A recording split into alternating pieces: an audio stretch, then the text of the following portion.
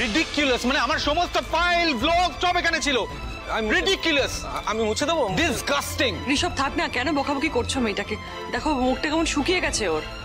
হ্যাঁ ঋষভ, ও না ভুল করে ফেলেছে, কিন্তু এরকম ভুল আর কোনোদিনও করবে না। এই ঋষভ, এত রিঅ্যাক্ট করছিস কেন? আমি ঠিক করে দেবো ল্যাপটপটা। না না ভাইদা লিসেন টু মি। ল্যাপটপটা সারিয়ে নেওয়াটা ফ্যাক্টর নয়। আরে কেউ ল্যাপটপ পরিষ্কার করতে নাই জানতে পারে, তাহলে উনি আগ বাড়িয়ে দায়িত্বটা নিলেন কেন? লিসেন, এবার থেকে না আর কোনো পাকামি মারার দরকার নেই, এরকম জিনিসপত্র ধ্বংস করার দরকার নেই। এই চাঁদনি, এই যে চাঁদনি, শোনো ভাই, শোনো। এসব কি করলে এটা? চাঁদনি,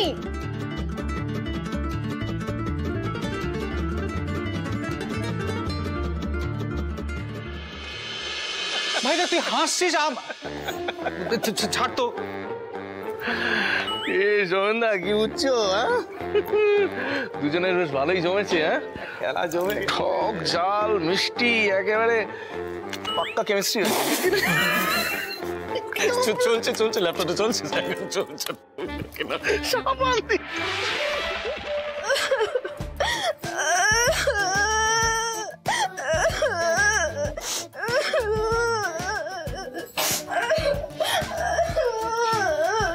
চাঁদনি দেখে দি করো। তুমি এত শুধু শুধু কাঁদছো কেন বলো তো? আচ্ছা ঋষভের হয়ে আমি ক্ষমা চেয়ে নিচ্ছি। I am sorry. আমি জানি ঋষভের তোমাকে এভাবে বকা একদম ঠিক হয়নি। আচ্ছা আমি ওকে বলে দেবো, তুমি প্লিজ কেঁদো না, দেখে চোখে জল মোছো। ঋষভ দাদা না আমার উপর খুব রাগ করেছে, খুব বকেছে আমার। আসলে সব ভুলই তো আমার। কেন যে আমার মাথার বুদ্ধিটা এত ফেস মানে কম। ও মানে লেস। দেখলে আমি না কিছুই পারি না, কিছুই বুঝি না, কিছুই হয় না আমার দ্বারা। আর ঋষভ বাবু ওই যে ইঞ্জিনিতে কি সব বলে গেল না, সেগুলো না আমি কিচ্ছু বুঝিনি, কিন্তু বাংলাটা আমি ঠিক বুঝতে পেরেছি। আচ্ছা ঠিক আছে আমি ঋষভকে বকে দেবো, তুমি প্লিজ কান্না দাও, আমি ঋষভকে বকে দেবো, কেমন? না তাহলে তো ঋষভ দাদা বাবু আমাকে আরো বকবে, আরো হাংরি হয়ে যাবে। হাংরি? ও অ্যাংরি? না কেউ তোমার উপর অ্যাংরি হবে না, কেউ তোমায় কিচ্ছু বলবে না, ঠিক আছে? তুমি বাস কেঁদো না, কেউ কিচ্ছু বলবে না, কেমন? কি হয়েছে, কাঁদছো কেন? বাবা রে,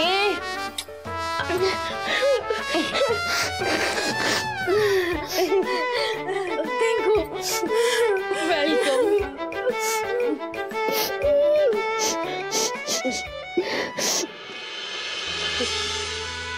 এত সহজ, এত সাদাসিধে মেয়ে আজকালকার দিনে দেখাই যায় না। কি যে ভালো মেয়েটা।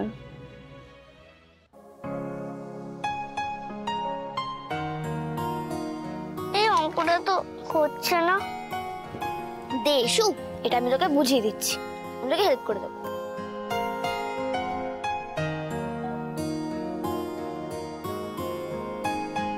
কি ইস্যু? পড়াশোনা হচ্ছে?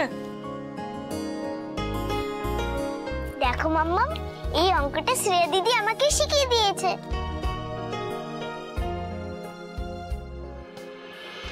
ঠাকুর, আমি যদি কালকের পর আমার মেয়েকে আর দেখতে না পাই, শিশুর মুখের এই হাসিটা না দেখতে পাই, না কোনো আফসোস নিয়ে আমি এই পৃথিবী ছেড়ে যেতে পারবো না। আজকের দিনটা অন্তত সবাইকে নিয়ে খুব আনন্দ করে কাটাবো আমি। আচ্ছা মাম্মা, আজকে তো তুমি আমায় আদর করছো কেন? আমি তো আমার ইস্যুকে সবসময় আদর করি। আচ্ছা চলো, আজকে না নো পড়াশোনা, আজকে সবার ছুটি। আজকে আমরা সবাই মিলে খুব ভালো ভালো খাবার খাবো, কার্টুন দেখবো আর খুব মজা করবো, ঠিক আছে? এমনকি আমি তোমাদের জন্য একটা স্পেশাল ডিশও বানাবো।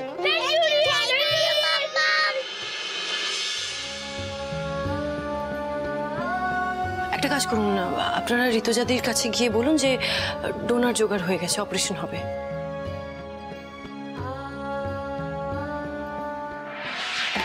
কি করছেন লক্ষ্মীবাবু? ছাড়ুন, কি করছেন? কাজের সময় কেন বিরক্ত করছেন বলুন তো? জান না। রক্তিম ডালিকে এত ভালোবাসে, তাও ডালি কেন রক্তিমের সাথে এরকম খারাপ ব্যবহার করে? কেন বারবার বোঝাতে চায় যে রক্তিম ওর জীবনে অবাঞ্ছিত?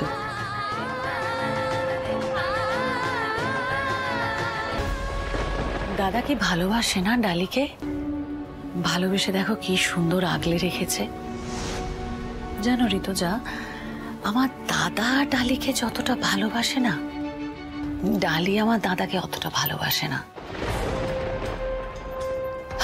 যাকে বলছি, কাল তো তোমার অপারেশন হয়ে গেলে তারপর কি ভেবে দেখেছো?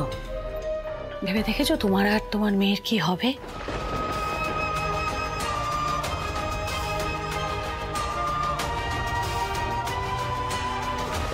ডালি ডালি ডালি কি হয়েছে নাকি? আমি কি করলাম এমন? আপনি এইভাবে রিয়াক্ট করছেন কেন? রক্তিমবাবু প্লিজ দেখুন, আমাকে প্লিজ একটু সময় দিন। বাড়িতে যা হচ্ছে তারপর আবার আমার মাথা ঠিক নেই। ডালি, বললাম তো আমি আপনার পাশে সব সময় আছি। ঋতু যদি ঠিক হয়ে যাওয়ার পর কি করবেন ভেবেছেন? মানে ওর হাজবেন্ডকে জানাবেন? ঈশ্বর কি হবে? দেখুন ডালি, ঋতুজার হাজবেন্ড একেবারে একটা ইরেসপন্সিবল মানুষ। এত কিছু হয়ে গেল ঋতুজার, কিন্তু উনি একবারের জন্য খবর নিলেন না। আমি কি করে এরকম একটা ইরেসপন্সিবল মানুষের হাতে ঋতুজাকে ছেড়ে দিই? মেয়েটির খবর নিয়েছি, ইস্যুর খবর একবারও নিয়েছে নাই। Absolutely irresponsible. তাহলে কি করবেন? ঋতুজা যতদিন না সুস্থ হচ্ছে ও এই বাড়িতেই থাকবে, ওর মেয়েকে নিয়ে।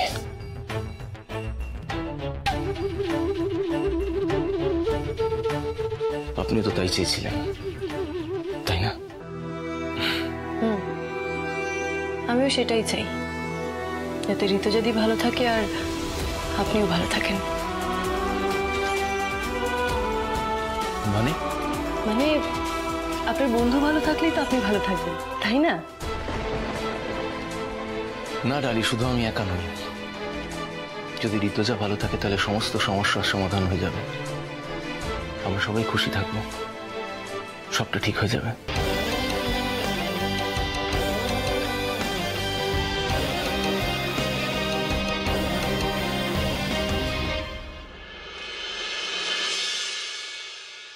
সরি ডালি, তুমি কথাটা আমাকে কাউকে জানাতে বারণ করেছিলে, কিন্তু এখন আমাকে বলতেই হচ্ছে।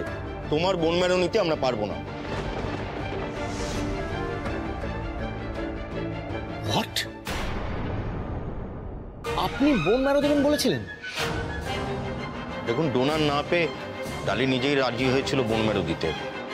আর ডালির আর ঋতুজার ব্লাড গ্রুপ সেম, তাই আমরা ভেবেছিলাম যে অপারেশনটা আমরা করতে পারবো, কিন্তু ডালির প্রেশার খুব লো, তাই ওর বোন মেরো নিলে ওর লাইফ রিস্ক হতে পারে। আমার কিচ্ছু হবে না ডক্টর, আপনি প্লিজ এই অপারেশনটা করুন। Stop it, stop this nonsense. এই অপারেশন হওয়া ইম্পসিবল। এত বড় একটা কথা আপনি আমাকে বললেন না? কি ভেবেছিলেন আপনি মহান হবেন? মহান? ক্লিয়ারলি ডক্টর মিশ্র বলছেন তো যে আপনার থেকে বোন ম্যারো নেওয়া সম্ভব নয়, আপনার লো প্রেশার আছে। এখন কি হবে আমি বুঝতে পারছি না। ঋতুজার কি হবে আমাদের কোনো আইডিয়া নেই। এই পুরো ব্যাপারটা কিন্তু শুধু আপনার জন্য হলো। You are responsible for this. আজ যদি ঋতুজার কিছু হয়ে যায় তার জন্য শুধু আপনি দায়ী থাকবেন, শুধু আপনি। পারবেন তো? পারবেন তো ইস্যুর সামনে গিয়ে দাঁড়াতে?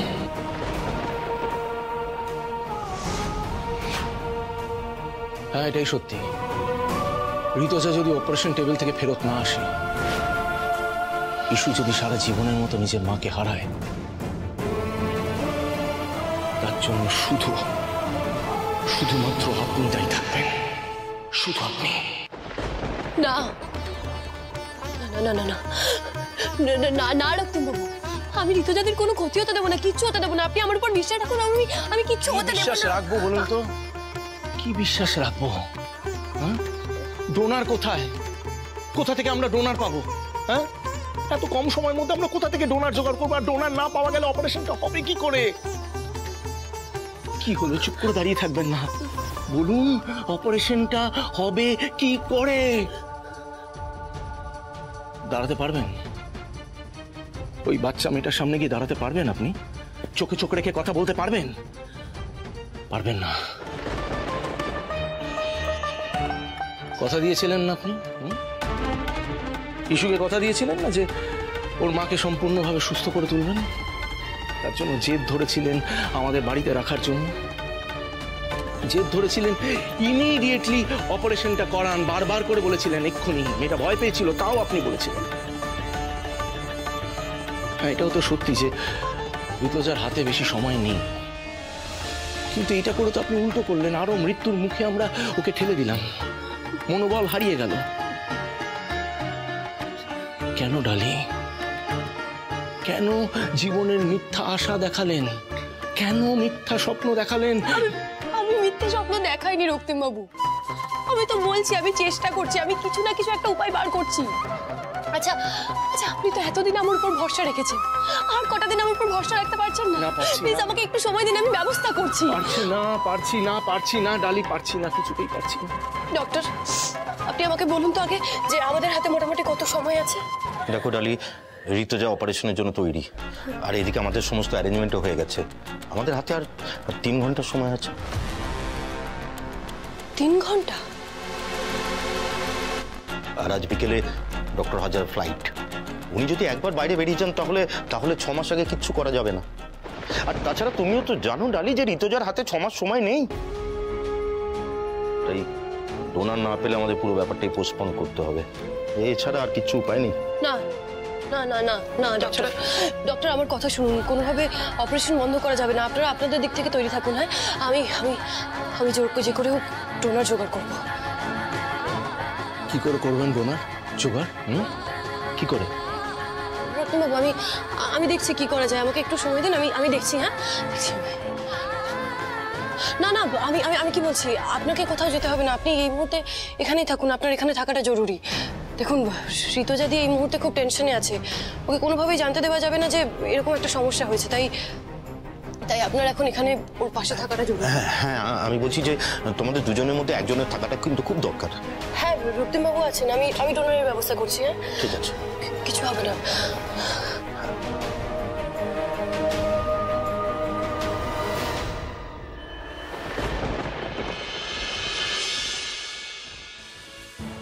দাদা কি ভালোবাসে না ডালিকে?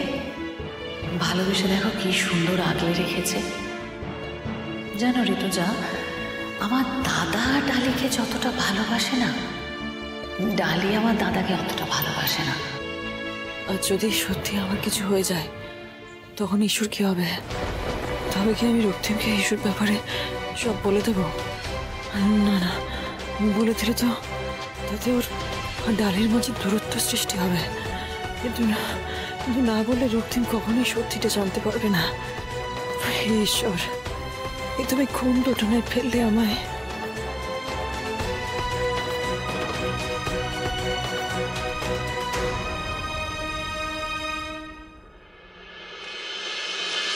ডক্টর, আমার অপারেশন কখন শুরু হবে? অপারেশনের সমস্ত বন্দোবস্ত হয়ে গেছে, আর একটু পরে শুরু হবে। আমার যদি সত্যি কিছু খারাপ হয়ে যায় আন্টি? ঋতুজা, কিচ্ছু হবে না, প্লিজ প্যানিক করো না, আমরা সবাই তো আছি। দেখুন, টেনশন করে প্রেশার বাড়িয়ে ফেললে কিন্তু অপারেশন করা অসুবিধা হবে, তাই প্লিজ আপনি শান্ত থাকুন। না, সত্যিটা না বলতে পারলে আমি শান্ত হতে পারবো না, আর রিস্ক নেওয়া যাবে না। ঈশ্বর ভবিষ্যতে এভাবে আমি অথই জলে ফেলে দিয়ে চলে যেতে পারি না। আমাকে এক্ষুনি রক্তিমকে সবটা বলতে হবে। আডি শোনো। হ্যাঁ, কি হয়েছে ঋতুজা?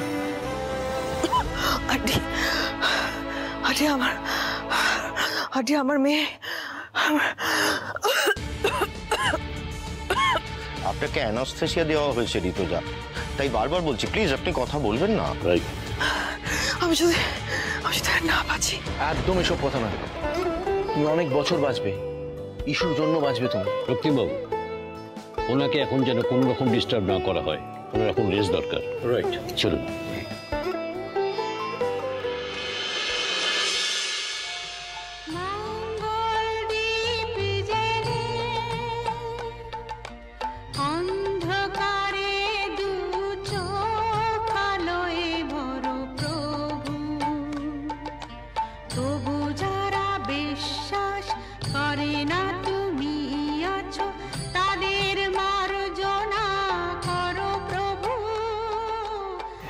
ইস্যু ইস্যু দেখো, গড তো সকলের কথা শোনে। তা আমরা যদি গডের কাছে প্রেয়ার করি যে তোমার মাম্মামকে সুস্থ করে দাও, দেখবে তোমার মাম্মাম সুস্থ হয়ে এখানে ফিরে আসবে। চলো আমরা যাই একটু গডের কাছে। হ্যাঁ চলো চলো চলো চলো, আস্তে আস্তে ওঠো।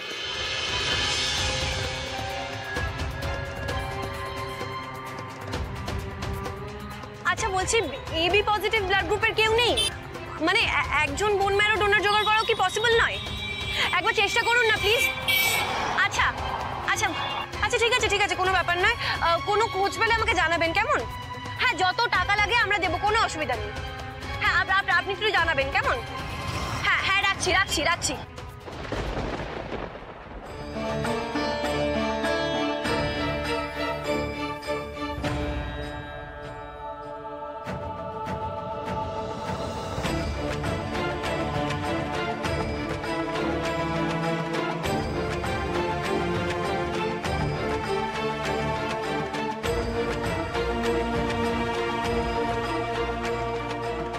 সময় তো পেরিয়ে যাচ্ছে।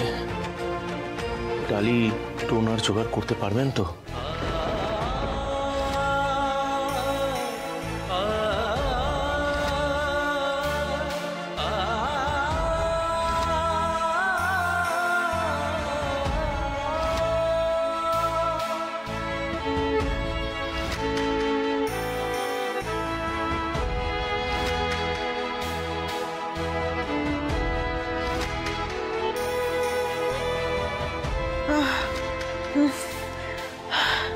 সত্যিটা বলতে হতো আন্টিকে, খুব দরকার ছিল। সত্যিটা বলতে হতো আন্টিকে, খুব দরকার ছিল। সত্যিটা বলতে হতো আন্টিকে, খুব বড় ভুল হয়ে গেছে। খুব বড় ভুল হয়ে গেছে। আপনার তো ব্লাড প্রেশার বেড়ে গেছে, এভাবে কিন্তু অপারেশন করা যাবে না। শান্ত হন আপনি। সত্যিটা বলতে হতো আন্টিকে, সত্যিটা বলতে হতো আন্টিকে। না, এভাবে পসিবল নয়। একজন দুজনের সাথে যোগাযোগ করলে হবে না। আচ্ছা, আমি তো O3 ফার্মাসিউটিক্যালসে কাজ করতাম। ওখানে একটা সার্ভের সময় অনেকজন ডোনারের নাম আর ফোন নাম্বার জোগাড় হয়েছিল। সেটা আমার নোটবুকে লেখা আছে, কিন্তু নোটবুকটা তো বাড়িতে। আমাকে বাড়ি যেতে হবে, এখনই বাড়ি যেতে হবে। বলছি দাদা, বাড়ি যেতে হবে, তাড়াতাড়ি চলুন।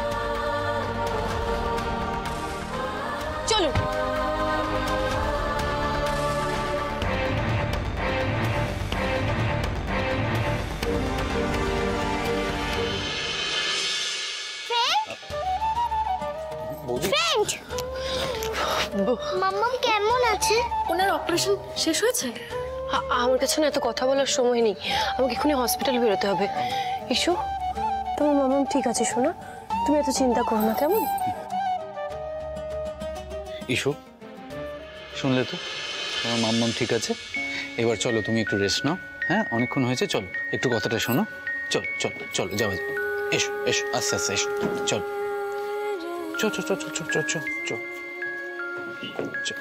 আস্তে। ঋষভ, হ্যাঁ কি হয়েছে বৌদি? বলছি ঋষভ, ঋতুজাদের জন্য বোন ম্যারো ডোনার জোগাড় করা যাচ্ছে না। মানে এই বোন ম্যারো ডোনার না পেলে তো অপারেশন হবে না, আমাদের 6 মাস ওয়েট করতে হবে। তাই এই যে এখানে কিছু লোকের নাম্বার আছে, আমি যোগাযোগ করার চেষ্টা করছি। দেখি যদি পাওয়া যায়। তুমি একবার নাম্বারগুলো বলো। আমি ধরছি, তুমি দাও। এইগুলো? হ্যাঁ, এই যে এই দিকের গুলো। হ্যাঁ বলো।